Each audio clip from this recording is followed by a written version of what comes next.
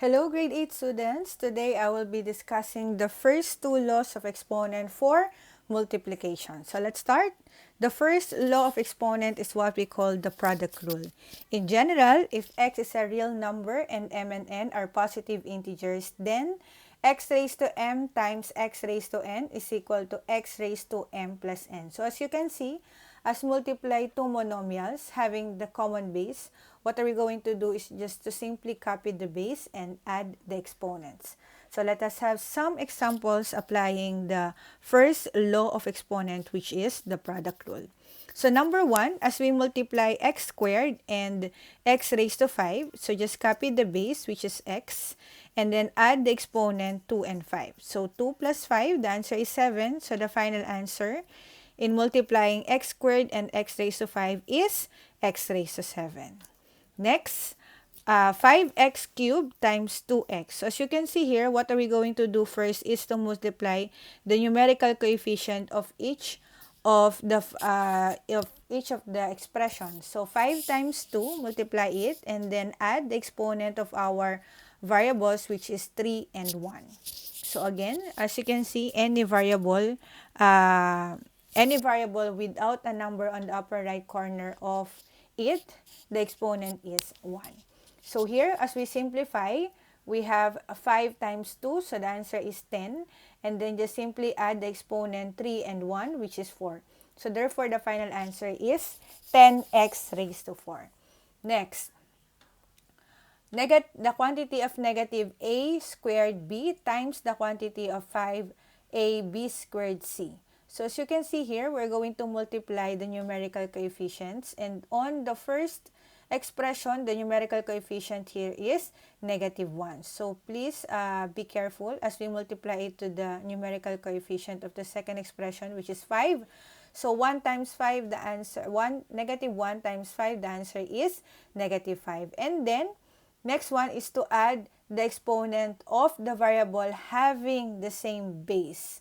So that will be a squared multiplied to a. Let's add the exponent 2 and 1. And then for b raised to 1. And then multiply it to b squared. So that is 1 plus 2. And then for c here, we just need to copy c. So just like this one. So negative b, a raised to 2 plus 1. B raised to 1 plus 2, and then c. And then simplify, just add all the exponents here, and then our final answer will be negative 5a cubed b cubed c. So how do we know whether this one will be our final answer? So looking at our final answer, we don't have any common variables at all. As you can see, each of the variables here are unique. Okay, next. M raised to 4 times m cubed times m. So as you can see, we all have the same basis, which is m. So we just need to simply add all of the exponents. So 4 plus 3 plus 1, because the first exponent is 4, the second exponent is 3, and the third exponent is 1. So 4 plus 3 plus 1, the answer is 8. So the final answer is m raised to 8. Okay, let's proceed to more examples under the product rule. Okay, so 4n times the quantity of negative 2n raised to 5.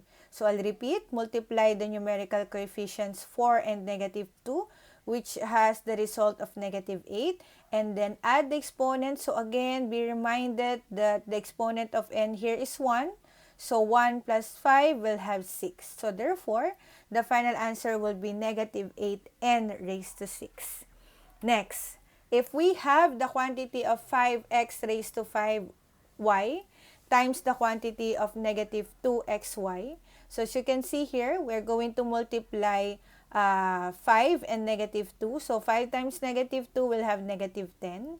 And then add the exponents of x here. So 5 plus 1 will have 6. So x raised to 6. And for y, we have 2 y's here. So add 1 plus 1, so we'll have 2. And that will be our final answer.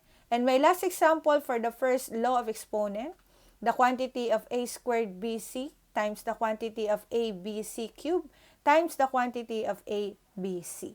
So as you can see here, even though we have three expressions here, so as we multiply these three expressions, just simply add the exponents of the same variables. So let's start with a. The first one is 2, the second one is 1, and the third one is 1. So add, so we have a raised to 4. And then for b, that is b 1 plus 1, and then plus 1 will have 3, so b raised to 3. And for c, the first one is 1, and then add 3, so 4 plus 1, you'll have 5. So the final answer will be a raised to 4, b cubed, c raised to 5. That's it. That will be for our first law of exponent for multiplication, which is the product rule. So next one is the second law of exponent, which is what we call the product rule. So still the same.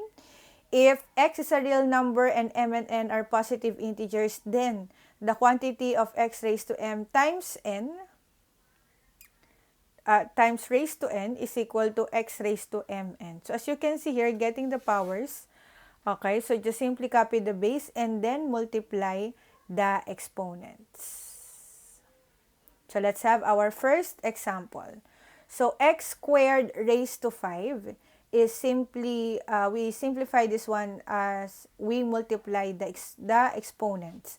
So that will be x raised to 2 times 5 will have x raised to 10. Actually, grade 7, this x squared raised to 5 is actually the simplified form when we expand x squared raised to 5, or when we multiply x squared by itself 5 times.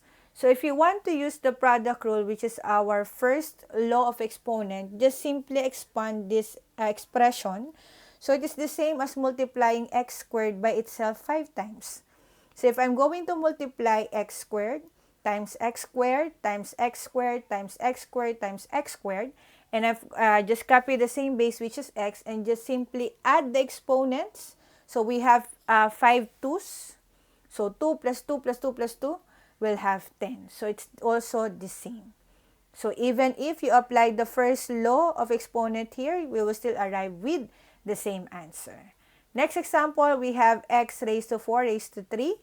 Just simply multiply the exponent. So the answer here will be x raised to 12.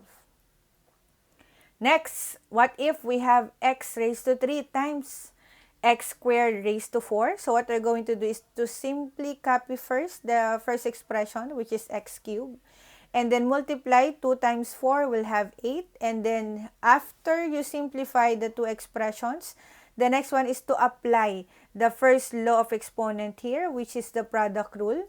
So just copy the common base and add the exponent. So 3 plus 8 will have 11.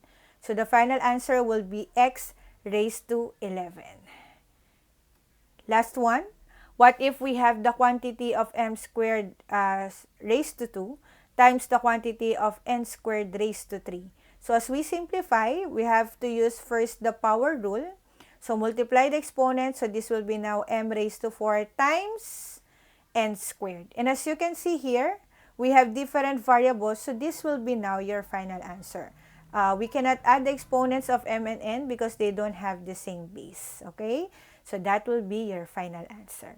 Okay, that's it for, that's all for today, grade 7. Thank you so much for watching.